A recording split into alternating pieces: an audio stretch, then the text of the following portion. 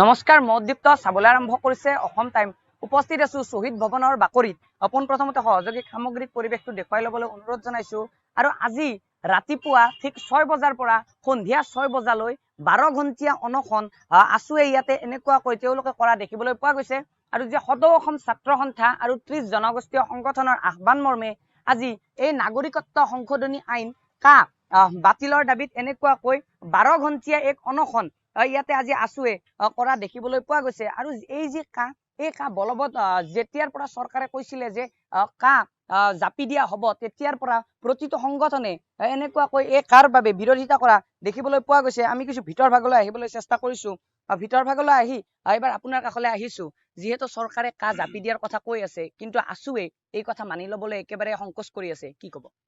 সদৌ অসম ছাত্ৰ সন্থা অতি জনগোষ্ঠীয় সংগঠনৰ আহ্বানত গোটেই অসমজুৰি আজি 12 ঘণ্টীয়া অনশন কাৰ্যসূচী ৰূপায়ণ কৰিছোঁ। আৰু এই অনশনস্থলীৰ পৰা পুনৰবাৰ আজি কেন্দ্ৰীয় চৰকাৰ অসম চৰকাৰক আমি স্পষ্টভাৱে সকীয়াই দিছোঁ যে জাতিধ্বংসী নাগৰিকত্ব সংশোধনী আইন কোনো কাৰণত অসম আৰু খিলঞ্জীয়া মানুহে উত্তৰ পূৰ্বাঞ্চলৰ ৰাইজে কেতিয়াও মানা নাছিল আৰু কেতিয়াও নামানে। এইখন এখন আইন অসাংবিধানিক, অগণতান্ত্ৰিক, অসম চুক্তি উলংঘা কৰা এখন আইন। এই আইনখন জাপি দি আমাক নিজৰ ভাষা, কৃষ্টি, সংস্কৃতি, সভ্যতা নিষেধ কৰোৱাৰ যি ষড়যন্ত্ৰ, সেই ষড়যন্ত্ৰ আমি নিষেধ কৰিব কেতিয়াও নিদিওঁ, এইটো কথা স্পষ্ট। আৰু একে সময়তে আজি এই অনশনস্থলীৰ পৰা আমি ভাৰতবৰ্ষৰ প্ৰধানমন্ত্ৰী, গৃহমন্ত্ৰী, অসমৰ মুখ্যমন্ত্ৰীলৈ আমি প্ৰশ্ন কৰিব বিচাৰিছোঁ যে 6 শিডিউল এৰিয়াৰ কাৰণে এই কাখন যদি বেয়া, উত্তৰ পূৰ্বাঞ্চলৰ বাকী ৰাজ্যসমূহৰ কাৰণে যদি কাখন বেয়া, অসমৰ কাৰণে কাখন কেনেকৈ ভাল হ'ল? সেইকাৰণে এইখন এখন আইন, কলা আইন, আমাক জাপি দি যি জোৰ জুলুমকৈ জাপি দিব বিচাৰিছে, ক্ষমতা থকা বাবে তেওঁলোকে জাপি দিব বিচাৰিছে, এই কথাটো আমি মানি নলওঁ। প্ৰতিবাদ চলিছিল, প্ৰতিবাদ চলিছে, আৰু অনাগত সময়তো অহিংসা আৰু গণতান্ত্ৰিক শান্তিপূৰ্ণ এই আন্দোলন আমাৰ চলিব। একে সময়তে ৰাজপথৰ সংগ্ৰাম আৰু মহামান্য উচ্চতম ন্যায়ালয়ৰ যিখন আইনী যুঁজ, এই আইনী যুঁজখনো সদৌ অসম ছাত্ৰ সন্থাই চলাই নিছে। আৰু যেতিয়ালৈকে বাতিল নহ'ব, যেতিয়ালৈকে আমাক জাপি দিব বিচৰা এই কলা আইনখন যেতিয়ালৈকে বাতিল নহ'ব, সেই পৰ্যন্ত ধাৰাবাহিকভাৱে এই প্ৰতিবাদ আমি চলি থাকিব। কোনো দমন নীতিৰে এই আন্দোলন কোনো এচুলিমানো বিচলিত কৰিব নোৱাৰে, স্তব্ধ কৰিব নোৱাৰে। সেইকাৰণে আমি ভাৰতৰ প্ৰধানমন্ত্ৰী, গৃহমন্ত্ৰীলৈ পুনৰবাৰ প্ৰশ্ন কৰিব বিচাৰিছোঁ যে উত্তৰ পূৰ্বাঞ্চলৰ বাকী ৰাজ্যসমূহৰ কাৰণে এই যদি কাখন বেয়া, অসমৰ 6 শিডিউল উলিওৱাৰ কাৰণে যদি আজি কোকৰাঝাৰৰ কাৰণে, কাৰ্বি আংলঙৰ কাৰণে কাখন বেয়া, বাকী জিলাসমূহৰ কাৰণে কাখন কেনেকৈ ভাল হ'ল? এই আইনখন আমাৰ পৰা আঁতৰাব লাগে, কাৰণ অসমত এটা ইতিহাস আছে। অসম আন্দোলন হৈছিল, এখন চুক্তি হৈছিল, এই অসম চুক্তি উলংঘা কৰা এখন আইন। এই আইনখন কেতিয়াও কোনো কাৰণ সহ্য কৰা নহ'ব, মানি লোৱা নহ'ব। আৰু অহিংসা, গণতান্ত্ৰিক, শান্তিপূৰ্ণ আন্দোলন চলিছিল, চলিছে, আৰু অনাগত দিনতো চলি থাকিব। যিহেতু নেতাসকলে কৈছে যে ইলেকশ্যন সমাগত, কিন্তু এই ইলেকশ্যনৰ সময়ত এই বাতিলৰ যি এক দাবী, এই দাবীক লৈ ইলেকশ্যন কোনো ধৰণৰ প্ৰভাৱ নপৰে। এই ক্ষেত্ৰত চাওক, ক্ষমতা থাকিল বুলি জোৰ জুলুমকৈ জাপি দিব, এইটো কেতিয়াও মানুহে নিবিচাৰে। মানুহে নিবিচৰা কাম এটা যেতিয়া কৰিব যাব, তেতিয়া সময়ত প্ৰত্যুত্তৰ পাব। সেইকাৰণে আমি ক'ব বিচাৰিছোঁ যে এই আইনখন অসমৰ খিলঞ্জীয়া মানুহে কেতিয়াও মনা নাছিল, বা উত্তৰ পূৰ্বাঞ্চলৰ ৰাইজে কেতিয়াও মনা নাছিল। একে সময়তে উত্তৰ পূৰ্বাঞ্চলৰ বাকী ৰাজ্যসমূহত কাখন বলবৎ হোৱা নাই, তথাপিও কিন্তু একেলগে উত্তৰ পূৰ্বাঞ্চলৰ ৰাইজে অসমৰ স্বাৰ্থত একেলগে প্ৰতিবাদ কৰিছিল, একেলগে সংগ্ৰাম কৰিছিল। আজি তেওঁলোকৰ নিজৰ ক্ষমতা আছে, তেওঁলোকে জোৰ জুলুমকৈ তেওঁলোকৰ ক্ষমতা দেখুৱাইছে, কিন্তু এটা সময়ত তেওঁলোকে নিজৰ প্ৰত্যুত্তৰ পাব। সেইকাৰণে আমি ক'ব বিচাৰিছোঁ যে ভাৰতৰ বাকী প্ৰান্তৰ কথা আমি ক'বলৈ নাযাওঁ।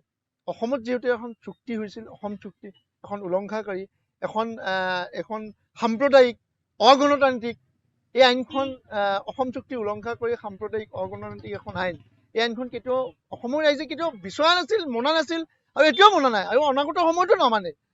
বাতিল নোহোৱা পৰ্যন্ত মই কৈছোৱে যে শান্তিপূৰ্ণ গণতান্ত্ৰিক ৰাজপথত সংগ্ৰাম, আৰু একে সময়তে অহিংস পথেৰে আমি আন্দোলন কৰিম। একে সময়তে আইনী যুঁজখন একে সময়তে চলি থাকিব, এই প্ৰতিবাদ অব্যাহত থাকিব। আৰু আমি সদৌ অসম ছাত্ৰ সন্থা আগতেও কৈছিলোঁ, আজিও পুনৰবাৰ দোহাৰিছোঁ যে ছাত্ৰ ছাত্ৰীক ক্ষতি নোহোৱাকৈ, ছাত্ৰ ছাত্ৰীৰ অধ্যয়নৰ পৰা কোনো ক্ষতি নোহোৱাকৈ এইবাৰ আমি আন্দোলন কৰিছোঁ। সেই আন্দোলনটো এই ধৰণে আমাৰ চলি থাকিব। ইয়াত কোনো দমন নীতিৰে, কোনো প্ৰলোভনত আমাক এচলিমানৰ সদৌ অসম ছাত্ৰ সন্থা বা 30টা জনগোষ্ঠীয় সংগঠনক কেতিয়াও বিচলিত কৰিব নোৱাৰে। আৰু সেইকাৰণে আমি এই কথাটো পুনৰবাৰ দোহাৰিছোঁ, আমি নামানো। হয়, নিশ্চয়কৈ এবাৰ আপোনাৰ কাষলৈ আহিছো। যিহেতু প্ৰতিবাৰেই এটা কথা কৈ থকা হৈছে যে বলবৎ কৰা হ'বই, এই ক্ষেত্ৰত সদৌ অসম ছাত্ৰ সন্থাই কি কয়?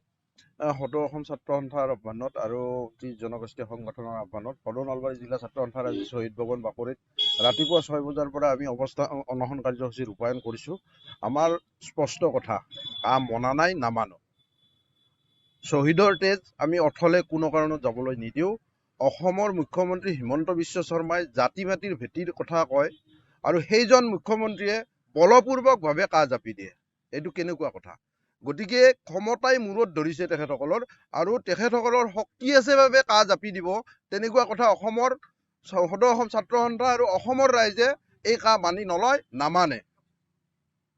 আৰু যদি এই বলপূৰ্বকভাৱে কাজ জাপি দিবলৈ বিচাৰে তেতিয়াহ'লে সদৌ অসম ছাত্ৰ সন্থা আৰু অসমৰ ৰাইজৰ সহযোগত তীব্ৰভাৱে আন্দোলন কৰিবলৈ আমি বাধ্য হ'ম। যিহেতু এই কাজ বলবৎ কৰাৰ কথা একদম চলিয়ে আছে, কিন্তু এই ৰাজপথত প্ৰতিটো সংগঠনে এনেকুৱাকৈ ৰাজপথ উত্তাল কৰা দেখিবলৈ পোৱা গৈছে। পৰৱৰ্তী সময়ত কেনেকুৱাকৈ উত্তাল কৰা দেখিবলৈ পোৱা গৈছে? নিশ্চিতভাৱে বলপূৰ্বকভাৱে যেতিয়া কাখন বলবৎ কৰিব বিচাৰিছে, গতিকে তাৰ প্ৰতিবাদ হ'বই। আমি গণতান্ত্ৰিক দেশ এখনত বাস কৰি আছো আৰু আমাৰ গণতান্ত্ৰিক অধিকাৰ আছে আৰু সেই অধিকাৰ আমি সাব্যস্ত কৰিছোঁ।